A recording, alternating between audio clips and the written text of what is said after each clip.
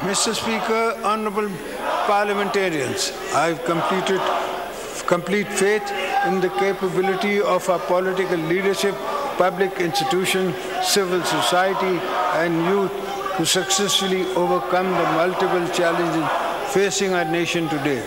This is based on my unshakable belief in the citizens of people, knowing that whenever we unite to make common cause, we deliver on our promises.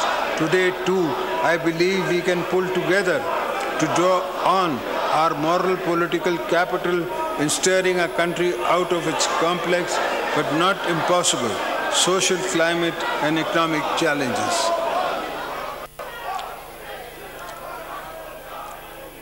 Once again, let me entreat you all to think of this great country as your driving motivation for service in this House of Parliament.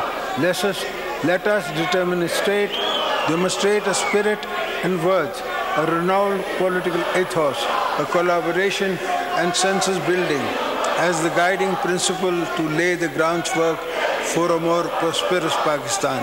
I am certain that together, in a fresh start, we can start a course towards a strong, prosperous Pakistan. May Allah be our guide and support this journey. Ameen. Pakistan, Zindabad.